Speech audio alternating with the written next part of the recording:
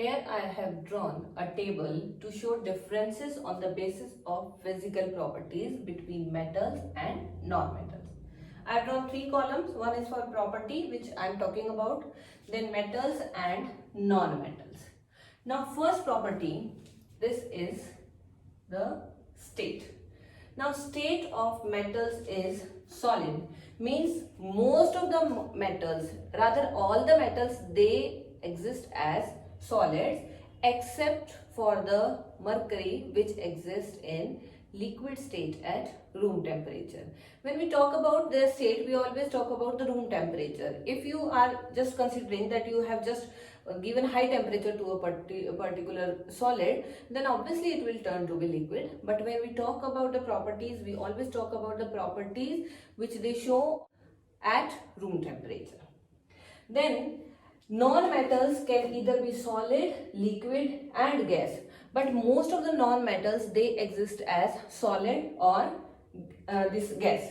Solid example can be your carbon, your sulfur. These are the examples of solid non-metals, and your chlorine, oxygen, these are the examples of your gaseous non-metals.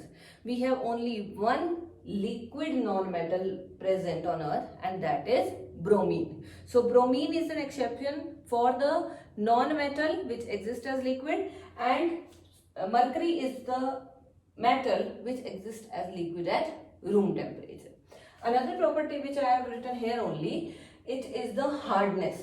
Hardness means the molecules or atoms are how much tightly packed. So in case of metals, the atoms are tightly packed, so metals are considered very hard, except for sodium and potassium. These can be easily cut with the help of a knife. So these are considered as soft metals.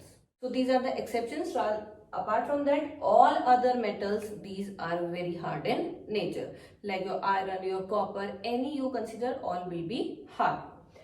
Then in case of non-metals, I have used a term brittle. Brittle means if you apply some pressure on them, if you hit them very hard, if you just throw them from a height, then they will immediately turn into pieces.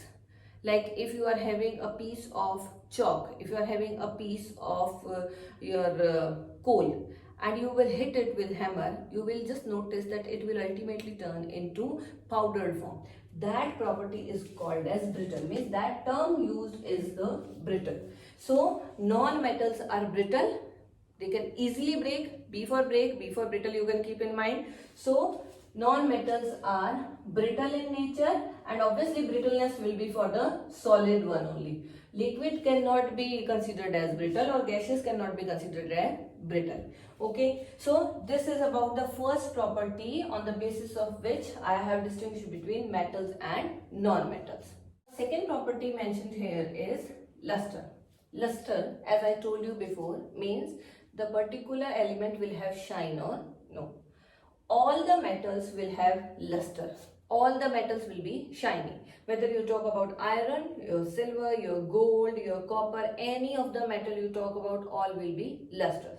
But again, you will just think that iron will not appear to be lustrous always, because it will undergo rusting. But if you will rub the upper layer of iron, or you cut the iron piece, then you will notice that it will appear to be very shiny. So that actually is the nature of that particular metal. It is not with the passage of time how it reacted with the atmospheric gases or with the moisture.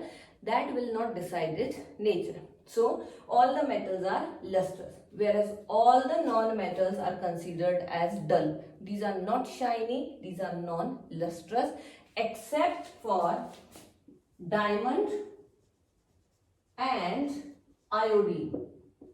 These two have very shiny nature.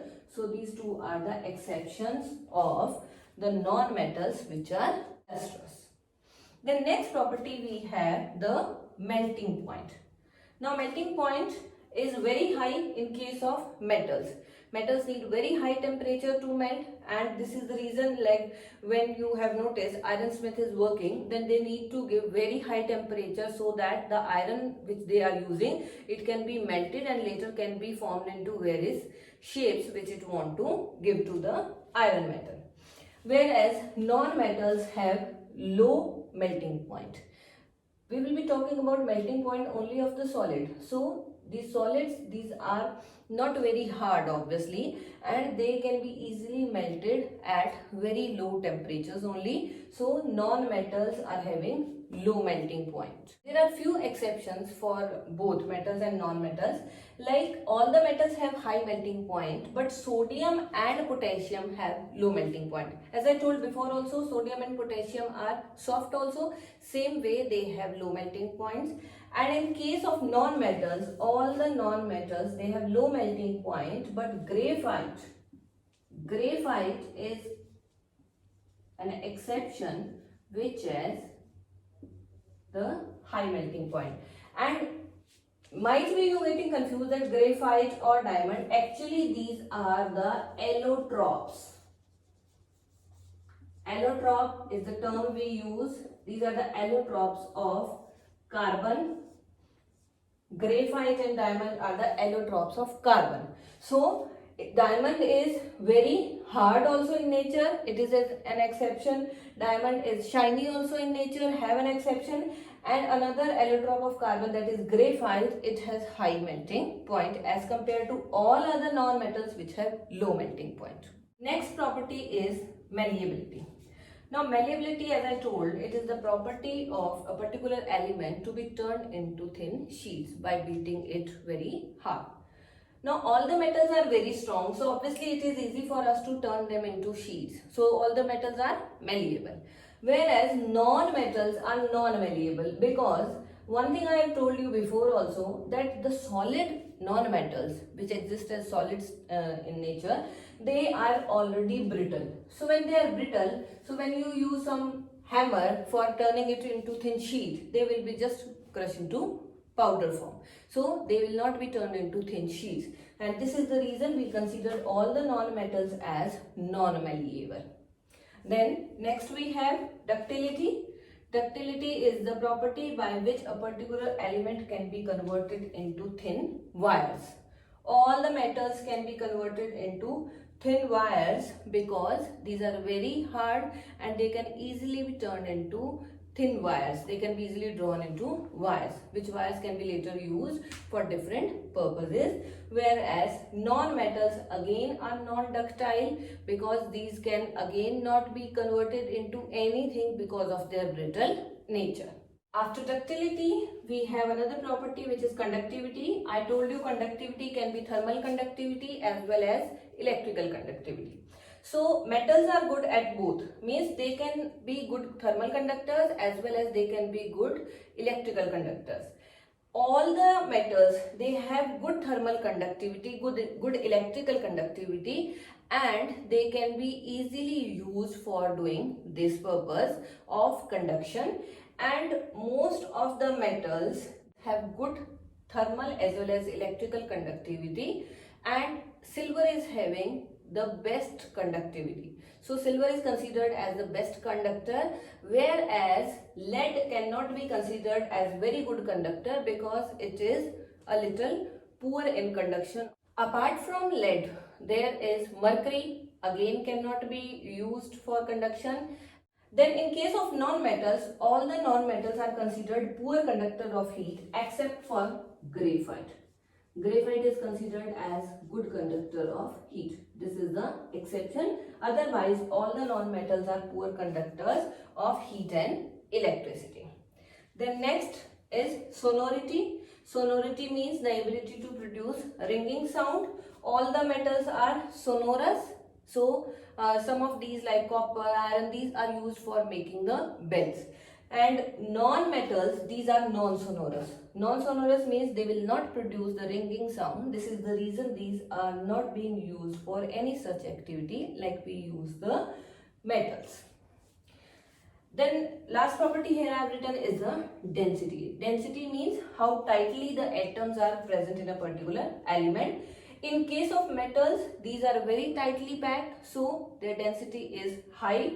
Whereas in case of non-metals, these are loosely packed, so their density is low. And this is the reason that because of the high density, all the metals exist as solid. And because of the low density, only few non-metals exist as solid, some exist as liquid, and some others exist as gases. Basically, the state of a particular substance will be decided by its density. So more dense the particular element will be, it will be of the solid nature. Less dense means it will be shifting from the liquid, and then ultimately with the lowest density it will be a gas.